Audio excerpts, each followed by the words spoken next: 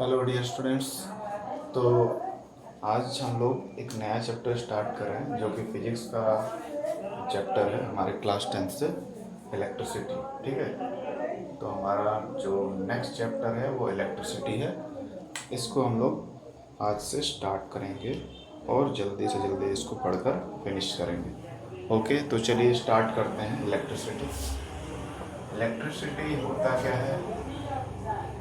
Electricity यानी जिसको हम लोग बिजली आम भाषा में या विद्युत, है ना, बिजली या विद्युत बोलते हैं। तो इलेक्ट्रिसिटी मीन्स, इलेक्ट्रिसिटी एक तरह का क्या है, अगर हम लोग साइंटिफिकली बोलें, ये तो उसके हिंदी नेम हो गए, लेकिन अगर साइंटिफिकली इसका जो लॉजिक है उस पर जाएं तो electricity is a form of energy, a form of energy. ठीक है, हम सभी जानते हैं एनर्जी कई सारे फॉर्म में होती है, लाइट के फॉर्म में, इलेक्ट्रिसिटी के फॉर्म में, हीट के फॉर्म में। तो इलेक्ट्रिसिटी एक एनर्जी का रूप है, ऊर्जा का रूप है, और जिसको कई सारे जगह पे अप्लाई किया जाता है। यूजेस इसके अनलिमिटेड है ना, मतलब इसके यूजेस कई सारे हैं, मल्टीपल यूजेस हैं। जितने भी इलेक्ट्रिक मशीन्स हैं आजकल फैक्ट्रियों में, या फिर छोटे मोटे घरेलू जो चीज़ें हैं खाने पीने की, जैसे मिक्सर हो गया, या फिर आयरन हो गया, या फिर आजकल जो शेविंग, बालों को काटने वाली मशीन आ गई, और भी बहुत सारी हैं जैसे कि ट्रिमर। हर जगह कहीं ना कहीं इलेक्ट्रिसिटी का यूज करते है ना। या एग्रीकल्चर की बात की जाए, एग्रीकल्चर में कंबाइन मशीन और भी कई सारे मशीन आते हैं, थ्रेसिंग मशीन, है ना। तो ये सारे मशीनें जो डिफरेंट टाइप्स की आती हैं, इन सभी मशीनों में कॉमन चीज़ क्या है? इलेक्ट्रिसिटी। ये सभी इलेक्ट्रिसिटी से ऑपरेट होती हैं, यानी बिजली के सहारे ही चलती हैं। तो यानी जो एक एनर्जी का फॉर्म है इलेक्ट्रिसिटी, इसका मल्टीपल यूजेस है, मतलब इसकी गिनती नहीं है। ये तो हम लोग गिने चुने कुछ एग्जाम्पल समझ रहे थे कि कुछ मशीनों में, या हमारे किचन में, या हमारे कपड़े प्रेस करने हैं, इन सब से रिलेटेड। यानी हर जगह सोचा जाए तो बहुत सारी मशीनें डेवलप की गई हैं, और सारी मशीनें इलेक्ट्रिसिटी से ऑपरेट होती हैं, यानी इस एनर्जी के फॉर्म से चलती हैं। तो इलेक्ट्रिसिटी का बहुत ज़्यादा उपयोग है हमारे लाइफ में, इसलिए इसके बारे में पढ़ना ज़रूरी है कि आखिर इलेक्ट्रिसिटी होता कहाँ है, क्या है, और किस तरह से ये करंट और बाकी चीज़ों के कॉन्सेप्ट को भी हम लोग समझेंगे।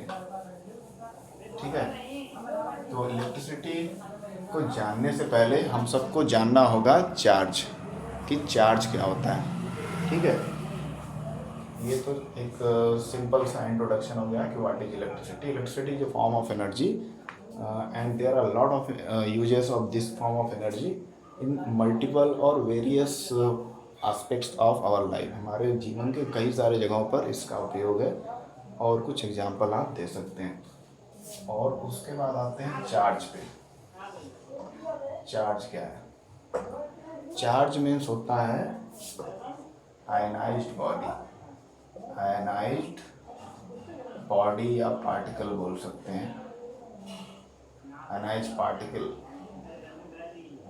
फॉर एग्जाम्पल सोडियम आयन एक चार्ज है, क्लोरीन आयन एक चार्ज है, क्लोरीन आयन। ठीक है, इस बहुत सारे आयन होते हैं। तो कोई भी आयनाइज्ड पार्टिकल जो होता है वो हमारा क्या होता है? चार्ज होता है। ठीक है, ठीक। आयनाइज्ड का मतलब क्या है उसको हम लोग समझ लेते हैं। सबसे पहले एक बेसिक चीज़ हम लोग को समझना होगा, इलेक्ट्रिसिटी के टाइप।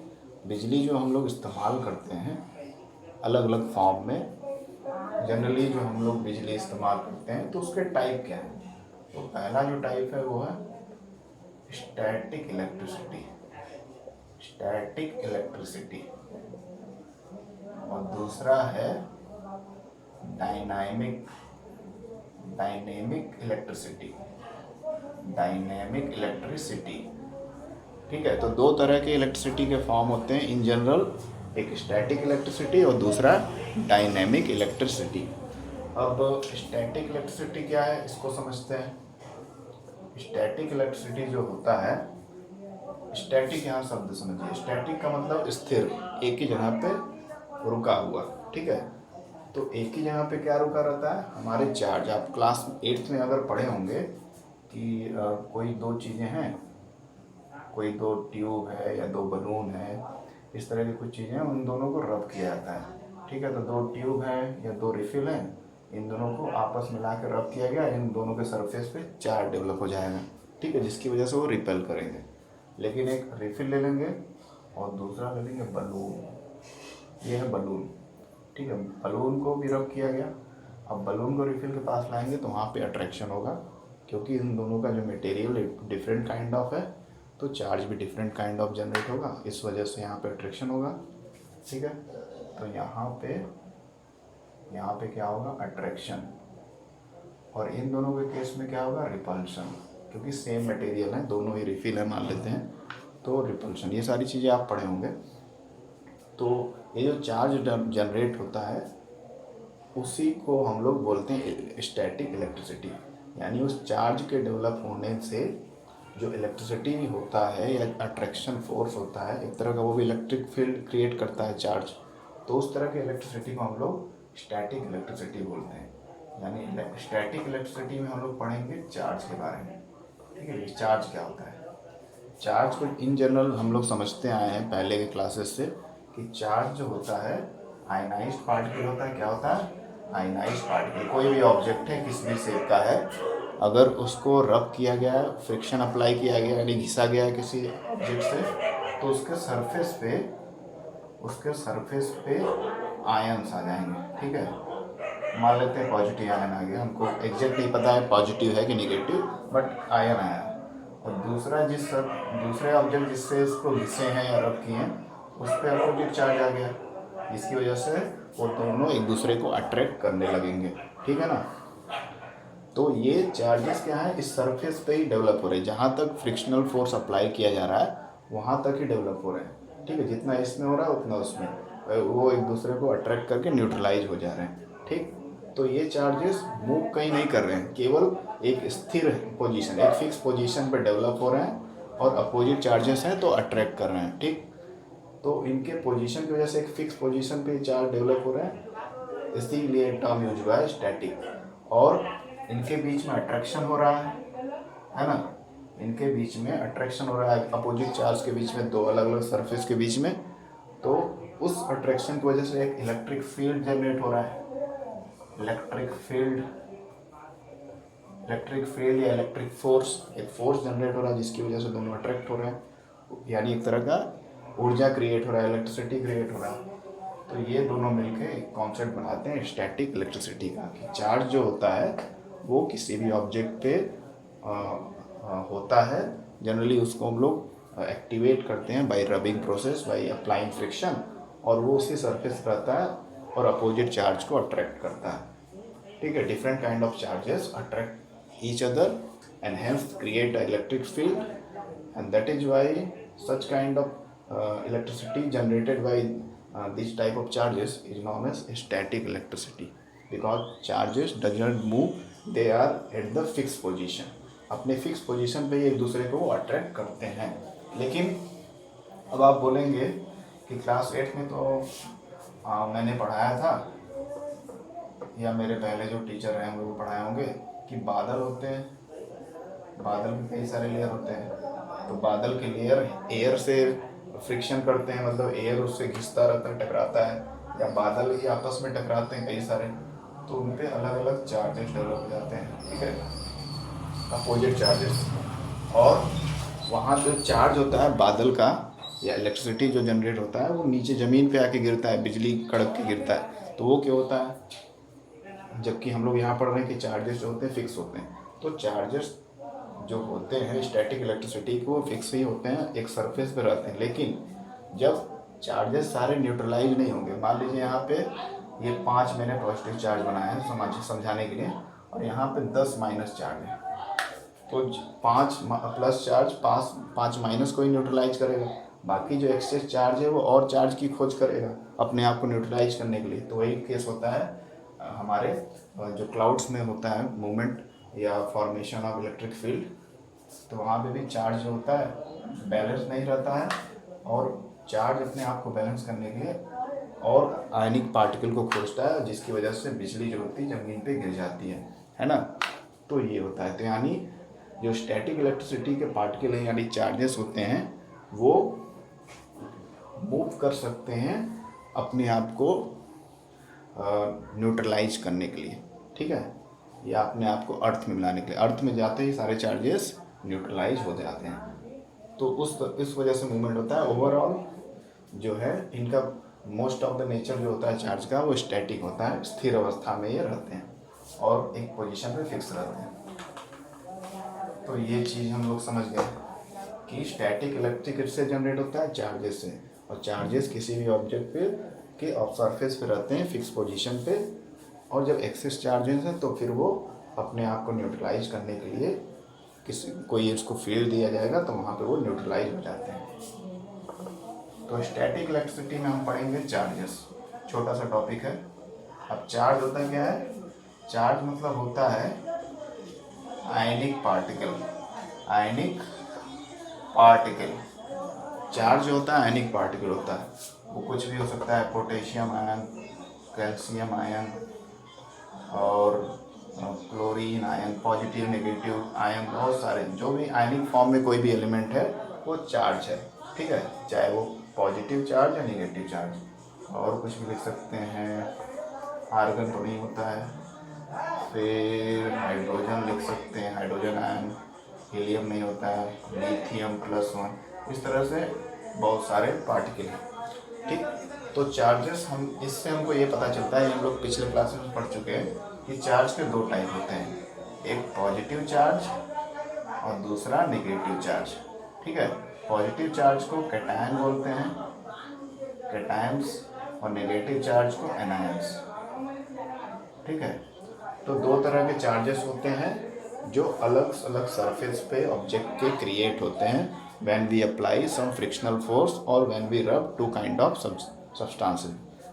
दो सब्सटेंसेस में भी सेम और डिफरेंट, दो चीज़ों को हम लोग घिसे हैं पास मिला के, दोनों एक तरह की चीज़ें हो सकती है, जैसे मैं पेन लिया हूँ, ये दोनों एक ही मटेरियल बना है, इसको घिसूँगा, या फिर मैं एक पेन ले लूँगा और दूसरा कोई कपड़ा लूँगा उसको घिसूँगा, तो उससे उनके सरफेस पे चार्ज क्रिएट होगा, ठीक। और तो अगर उसके बाद वो दोनों अट्रैक्ट करते हैं ऑब्जेक्ट, तो यानी उन पे दोनों के सरफेस पे डिफरेंट चार्ज क्रिएट हुआ है, दैट इज़ वाई उन पे अट्रैक्शन हो रहा है। और दोनों अगर एक दूसरे को दूर करते हैं तो फिर वहाँ पे डेफिनेटली ये क्लियर हो रहा है कि वहाँ पर सेम चार्जेस प्रोड्यूस हुए हैं, मे भी दोनों पे पॉजिटिव हो या दोनों पे नेगेटिव चार्जेस होंगे। तो ओवरऑल दो तरह के चार्जेस हैं, और सेम चार्जेस होने पर सेम, चाहे वो प्लस प्लस हो या माइनस माइनस, इन दोनों केस में क्या होगा? रिपल्सन, रिपल्सन, ठीक है। सेम चार्जेस होने पर रिपल्सन और डिफरेंट चार्जेस होने पर अट्रैक्शन। अब डिफरेंट चार्जेस होने पर अट्रैक्शन होता है, ठीक है। तो ये हमको समझ में आ गया। अब ये चार्जेस बनते कैसे हैं, ये भी हम लोग लास्ट ईयर क्लास 9 में पढ़े थे। अगर आपको ध्यान हो तो हम लोगों ने लास्ट ईयर क्लास 9th में नील बोर का थ्योरी पढ़ा था, एटॉमिक मॉडल। तो उन्होंने समझाया था कि हम लोग आउटर मोस्ट जो इलेक्ट्रॉन्स होते हैं किसी भी एटम के अंदर, जो एनर्जी सेल्स है उसमें जो इलेक्ट्रॉन होते हैं, तो आउटर मोस्ट सेल में जो इलेक्ट्रॉन होते हैं जिनको हम लोग वैलेंस सेल इलेक्ट्रॉन बोलते हैं, वैलेंस इलेक्ट्रॉन भी बोल सकते हैं, वैलेंस इलेक्ट्रॉन्स, वो जब इलेक्ट्रॉन, बाहरी सेल का इलेक्ट्रॉन लॉस हो जाता है, यानी वो अपना इलेक्ट्रॉन को एलिमेंट दे देता है, तो उस केस में प्लस चार्ज बनता है। और किसी एलिमेंट में बाहरी सेल में इलेक्ट्रॉन की कमी है और वो किसी और एलिमेंट से ले लेता है, तो उस पर माइनस चार्ज होता है, ठीक है। तो ओवरऑल जो चार्ज का फॉर्मेशन है वो because of the exchange of ions है, सॉरी एक्सचेंज ऑफ इलेक्ट्रॉन है। इलेक्ट्रॉन के आने या जाने से ही किसी एलिमेंट में ये चेंजेस हो रहा है और आयनिक फॉर्म में वो चेंज हो जा रहा है, यानी वो चार्ज बन रहा है, आयनिक पार्टिकल बन जा रहा है, ठीक है। जैसे कि मान लेते हैं ये हमारा हाइड्रोजन नहीं लेते हैं, ऑक्सीजन लेते हैं तो ऑक्सीजन का आउटर सेल में 6 इलेक्ट्रॉन होते हैं। अब इसमें 2 और इलेक्ट्रॉन आके जुड़ गए, ठीक है, तो ये इसका आउटर सेल कितना हो गया, 8 इलेक्ट्रॉन का। कितने आके जुड़ गए, 2। तो ऑक्सीजन पे कितने चार्जेस हो गया, ऑक्सीजन 2-, ठीक है, अपने आप को बैलेंस कर लिया 2 इलेक्ट्रॉन लेके। इसी तरह से अगर सोडियम की बात करें तो सोडियम के आउटर सेल में 1 इलेक्ट्रॉन है, ठीक। ये लॉस कर सकता है बहुत easily as compare to gain. इसको कोई 7 इलेक्ट्रॉन तो देगा नहीं ताकि ये 8 बनाए, इतना तो कोई फ्री है नहीं एलिमेंट, तो 1 इसको देना आसान है। तो ये अपना इलेक्ट्रॉन ये लूज कर देगा, तो यानी इसमें से 1 इलेक्ट्रॉन माइनस हो गया, तो सोडियम में से 1 इलेक्ट्रॉन निकल गया, तो इस पर +1 चार्ज आ गया, ठीक है। तो इस तरह से इलेक्ट्रॉन के लॉस या गेन होने से चार्ज पार्टिकल बनते हैं, जिनको लोग आयन्स बोलते हैं। और आयन्स जो होते हैं फिक्स होते हैं, किसी ऑब्जेक्ट के सरफेस से बनते हैं, और उसकी वजह से जो इलेक्ट्रिक फोर्स या इलेक्ट्रिक फील्ड क्रिएट होता है उसी को हम लोग बोलते हैं स्टैटिक इलेक्ट्रिसिटी। ओके, तो ये था हमारा कॉन्सेप्ट स्टैटिक इलेक्ट्रिसिटी का। अब हम लोग आते हैं डायनेमिक इलेक्ट्रिसिटी पे। ये सारी बेसिक चीज़ें आप पढ़े होंगे अभी तक की जो मैंने बताई आपको, चार्जेस के बारे में या चार्जेस कैसे फॉर्म होते हैं, वही बेसिक चीज़ें यहाँ भी आपको समझानी है, उससे एक्स्ट्रा नहीं दिया गया है। नाउ हमारा नेक्स्ट टॉपिक है डायनेमिक इलेक्ट्रिसिटी। अब डायनेमिक का मतलब होता है गतिशील, गतिशील, गतिशील यानी कुछ जो चलता रहे, रुके ना। और स्टैटिक का मतलब रुक जाए, जैसे कि चार्जेस एक सरफेस पे रुके रहते हैं और बस दूसरे वाले चार्ज को अट्रैक्ट करते हैं, और कभी कभी मूव करते हैं जब वो इम्बैलेंस रहते हैं, अपने आप को न्यूट्रलाइज करने के लिए, जैसे कि क्लाउड फॉर्मेशन या क्लाउड में जो थंडरस्टॉर्म होता है उसका एग्जाम्पल है, और बहुत सारे एग्जाम्पल हैं। तो डायनेमिक इलेक्ट्रिसिटी यानी ऐसी इलेक्ट्रिसिटी जिसमें चार्ज पार्टिकल मूव करें। दोनों ही इलेक्ट्रिसिटी में एक चीज़ आप समझ लीजिए कि चार्ज पार्टिकल का बहुत ज़्यादा रोल है। इलेक्ट्रिसिटी जो होता है वो चार्ज पार्टिकल के मूवमेंट से ही होता है, ठीक है, या चार्ज पार्टिकल के होने की वजह से होता है। स्टैटिक इलेक्ट्रिसिटी में वही चार्ज पार्टिकल रुके रहेंगे, और डायनेमिक इलेक्ट्रिसिटी में वही चार्ज पार्टिकल मूव करते रहेंगे, हमेशा गति में रहेंगे, गतिशील रहेंगे, जिसको हम लोग डायनेमिक बोलते हैं इंग्लिश के वर्ड में। तो यहाँ पर क्या होता है कि चार्ज पार्टिकल्स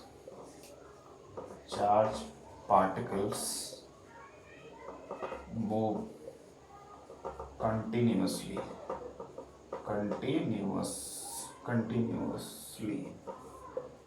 तो चार्ज पार्टिकल डायनेमिक इलेक्ट्रिसिटी के केस में लगातार मूव करते हैं सर्किट के अंदर, ठीक है। यहाँ पे बात आती है, जब डायनेमिक इलेक्ट्रिसिटी की बात आती है तो यहाँ पे आ जाता है हमारा सर्किट, ठीक है। तो एक इलेक्ट्रिक सर्किट है और उसमें जो चार्ज पार्टिकल है लगातार मूव करते रहते हैं, और इससे वो सर्किट क्लोज हो जाता है, और हमारे अप्लायंसेस जो बिजली के वस्तुएं हैं, सामान हैं, वो वर्क करते हुए हमको दिखते हैं, ठीक ना। अब डायनेमिक इलेक्ट्रिसिटी में चार्ज पार्टिकल मूव करते हैं, इतना तो क्लियर हुआ। अब इसमें क्या होगा, एक छोटा सा सर्किट ड्रॉ कर लेते हैं, एक छोटा सा यहाँ पे सर्किट ड्रॉ कर लेते हैं। ये एक बल्ब का सिंबल है और ये वायर है, this is our cell, this is our switch, है ना। तो ये पूरा सर्किट क्लोज है, ये प्लस एंड है, ये माइनस एंड है सेल का, और हमारा सर्किट जो है क्लोज्ड है, यानी स्विच ऑन है। स्विच ऑन में ये डॉट लगा देते हैं प्लग की के सिंबल में, और ये हमारा बल्ब का सिंबल है।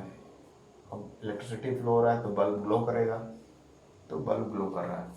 अब चार्ज पार्टिकल यहाँ पे नेगेटिव बना है, यानी जो नेगेटिव पार्टिकल हैं वो इस तरफ मूव करेंगे, है ना। ये नेगेटिव पार्टिकल इस तरफ मूव कर रहे हैं, ये नेगेटिव वाले, और पॉजिटिव वाले इधर से इधर मूव करेंगे, ठीक है। तो पॉजिटिव वाले अगर हम लोग बात करें तो पॉजिटिव पार्टिकल इधर से इधर, फिर इस वायर में जाएंगे, फिर इधर आएंगे, फिर इधर आएंगे, फिर इधर आएंगे, और फिर इधर आएंगे, ठीक। तो पॉजिटिव वाला अट्रैक्ट होकर नेगेटिव के पास जा रहा है पार्टिकल्स वायर के अंदर, कंडक्टर के अंदर, और नेगेटिव वाला घूम के जा रहा है पॉजिटिव की तरफ, अट्रैक्ट कर रहा है। ठीक, तो यहाँ पे भी चार्जेस का अट्रैक्शन हो रहा है और सर्किट कंप्लीट हो रहा है। तो इस तरह से सर्किट कंप्लीट हो रहा है, सर्किट क्लोज हो रहा है, और हमारा प्लांट्स जो भी इलेक्ट्रिसिटी का जो भी उससे चलने वाला सामान है, आयरन है, फैन है, बल्ब है, वो ग्लो करेगा या काम करेगा अपना। ठीक, और ये तब पॉसिबल होता है जब डायनेमिक इलेक्ट्रिसिटी उसमें हो, यानी जब पार्टिकल्स जो हैं लगातार मूव करते रहें।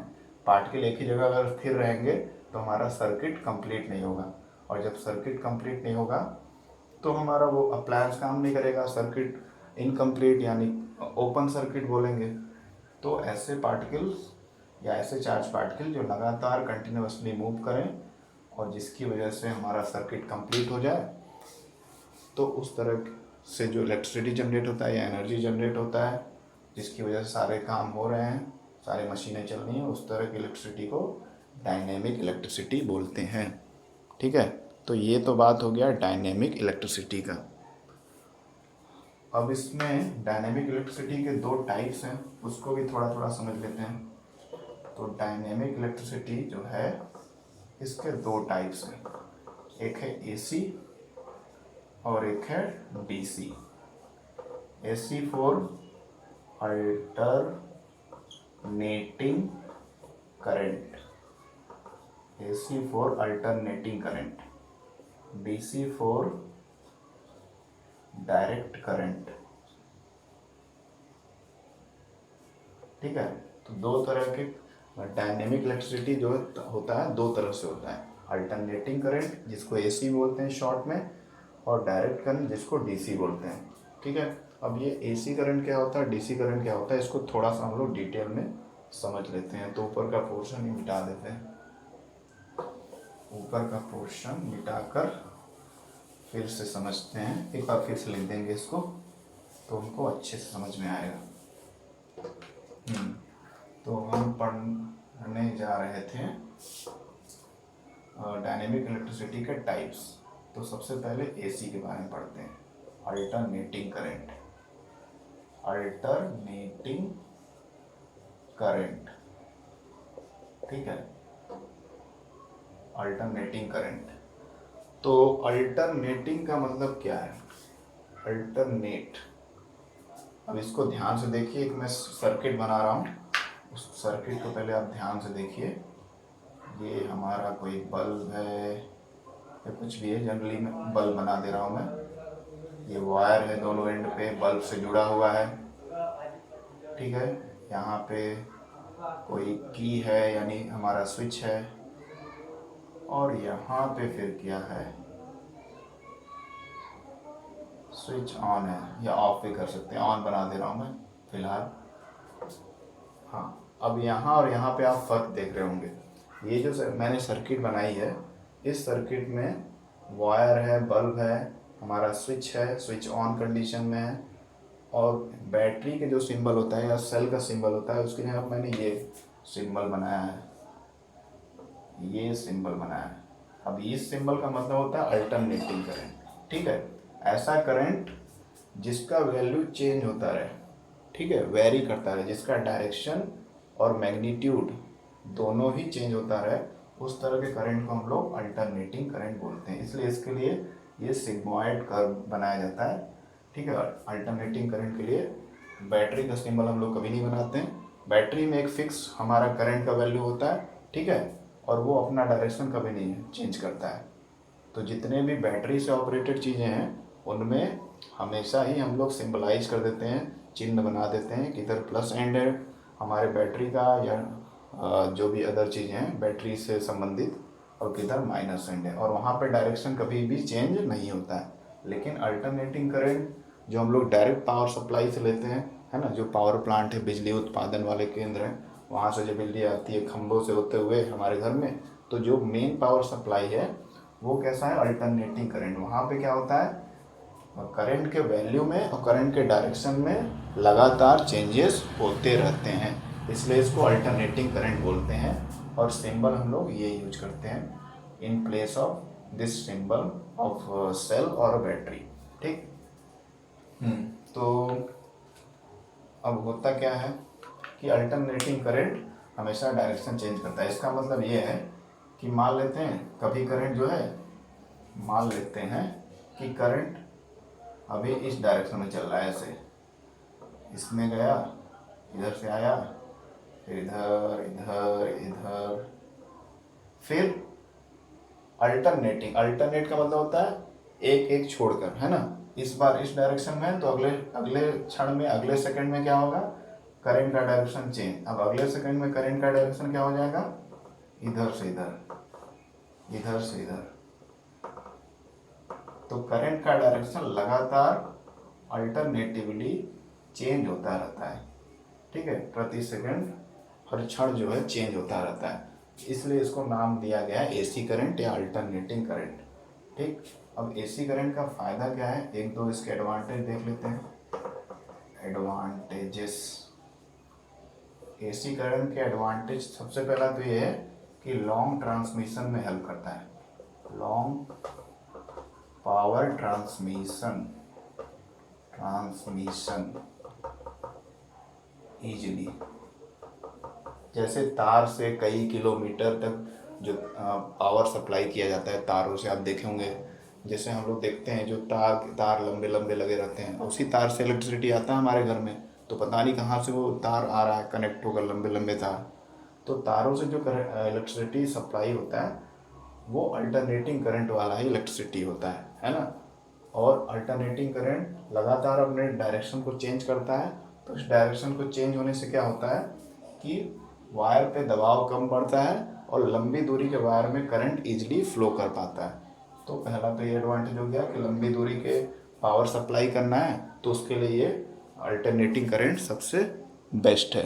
दूसरा होता है, दूसरा क्या है इसका एडवांटेज कि जब ये सारा अल्टरनेटिंग करंट यूज किया जाता है किसी भी पावर सप्लाई में, तो वहाँ पर पावर कंजम्पशन कम लगता है, पावर कंजम्पशन लेस, ठीक है। यानी जब अल्टरनेटिंग करंट का इस्तेमाल किया जाता है पावर को ट्रांसफ़र करने के लिए दूर तक, तो वहाँ पे जो इलेक्ट्रिसिटी या पावर लगता है वो कम लगता है, ठीक। अब इसके कंपैरिजन में अगर हम लोग डीसी करंट की बात करें, डायरेक्ट करंट, ये हमारा डायरेक्ट करंट का एग्जांपल है, तो ये direct current DC, direct current. तो डायरेक्ट करंट की बात करते हैं, सबसे पहला पॉइंट कि इसमें करंट का डायरेक्शन कभी भी चेंज नहीं होता है, जिस डायरेक्शन में करंट चल रहा है उसी डायरेक्शन में फ्लो करेगा, इट विल नेवर चेंज, है ना, क्योंकि टर्मिनल फिक्स्ड है तो डायरेक्शन भी करंट का फिक्स रहेगा, इसलिए इसको डायरेक्ट करंट बोलते हैं। और डायरेक्ट करंट से दिक्कत ये है कि डायरेक्ट करंट से लंबी दूरी का ट्रांसमिशन पॉसिबल नहीं है, इसलिए बैटरी ऑपरेटेड चीज़ें आप जो देखते होंगे वो मतलब पास पास ही रखी जाती हैं, जैसे इन्वर्टर घर का हो गया या मोबाइल की बैटरी हो गई या और चीज़ें जो बैटरी ऑपरेटेड है, जो भी गाड़ी में बैटरी लगा रहता है या बाकी जो जितने भी बैटरी या सेल से रिलेटेड चीज़ें हैं वो सारे डायरेक्ट करंट पे डिपेंडेंट होते हैं। वहाँ पे फिक्स्ड अमाउंट ऑफ करंट और एक पार्टिकुलर डायरेक्शन में करंट मूव करता है, उसमें कोई भी चेंजेस नहीं होते हैं, ठीक है। तो लंबी दूरी के पावर ट्रांसमिशन में ये हेल्प, मतलब ये यूजफुल नहीं है, ये बेनिफिशियल नहीं है, इसमें लॉस है, ठीक। पहला तो ये। दूसरा है कि डायरेक्ट करंट में पावर कंजम्पशन बहुत ज़्यादा होता है, तो ये दो जो बेनिफिट्स थे एसी करंट के वो दोनों ही डिसएडवांटेज हैं किसमें, डीसी करंट में। मतलब पावर ट्रांसमिशन करना है तार से लंबी दूरी तक तो वो पॉसिबल इससे डीसी करंट से नहीं हो पाता है, ये शॉर्ट लेंथ के लिए होता है, बहुत ही थोड़ी दूरी के लिए, है ना। और दूसरा है कि पावर बहुत ज़्यादा ये लेता है डीसी करंट, एक ही डायरेक्शन फिक्स किया रहता है, तो एक ही डायरेक्शन को फिक्स करने के लिए इसको पावर बहुत ज़्यादा लगता है, इलेक्ट्रिकल पावर ज़्यादा लगता है, तो इसमें घाटा है डायरेक्ट करंट में, जबकि अल्टरनेटिंग करंट में काफ़ी सारा बेनिफिट्स है या एडवांटेजेस हैं, ठीक है। चलिए तो अब आगे बढ़ते हैं। एसी डीसी करंट हो गया जो कि हमारा डायनेमिक इलेक्ट्रिसिटी का दो टाइप्स हैं। अब आगे बढ़ते हैं। इसके बाद क्या पढ़ना है?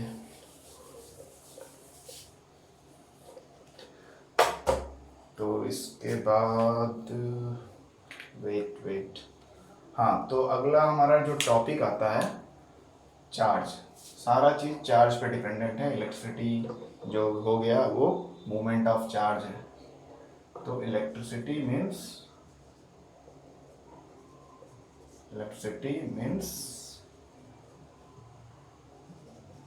मूवमेंट ऑफ चार्जेस, है ना। ओवरऑल हमने यही समझा इलेक्ट्रिसिटी के इंट्रोडक्शन से पढ़कर कि इलेक्ट्रिसिटी जो है ओवरऑल चार्ज का मूवमेंट है।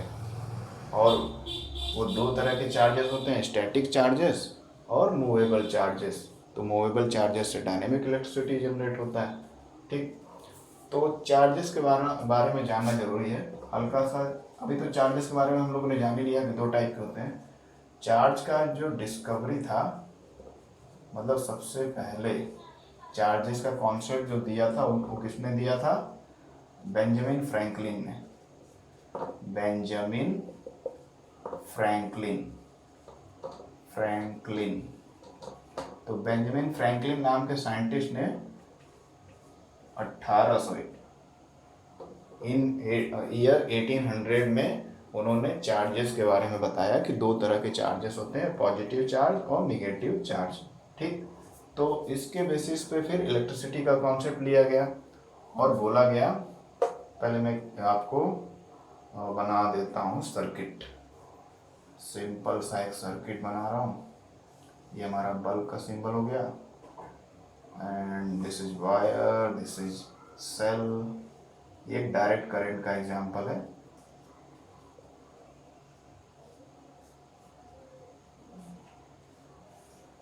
तो ये एक सिंपल सा सेल हो गया। अब सन 1800 के आसपास बेंजामिन फ्रैंकलिन ने किसका डिस्कवरी किया? चार्जेस का, कि चार्ज दो तरह के होते हैं, पॉजिटिव और नेगेटिव, और ये कैसे जनरेट होते हैं? बाय फ्रिक्शन, यानी घिस कर ऑब्जेक्ट को घिसेंगे तो फिर उससे चार्ज जनरेट होता है। इतना ये सब इन्होंने बताया था 1800 के आसपास। आज से लगभग 200-250 साल तो नहीं, उस अप्रॉक्सीमेटली 220 ईयर्स बैक। ठीक है, तो ये हुआ। अब उसके बाद इसी बेसिस पे क्या किया गया? इलेक्ट्रिसिटी का कॉन्सेप्ट ले लिया गया। ठीक है, इसी बेसिस पे इलेक्ट्रिसिटी का कॉन्सेप्ट ले लिया गया। अब तो पॉजिटिव और नेगेटिव चार्जेस होते हैं। तो बोला गया कि जो इलेक्ट्रिसिटी होता है वो मूवमेंट ऑफ चार्ज होता है। ठीक, मूवमेंट ऑफ चार्ज होता है। तो पॉजिटिव चार्ज घूमते घूमते, सॉरी ऐसे बनाना थोड़ा गड़बड़ होगा, इसको एरो से ही बनाते हैं। तो इलेक्ट्रिसिटी का मतलब होता है चार्ज इसमें से निकला, यहाँ गया, यहाँ गया,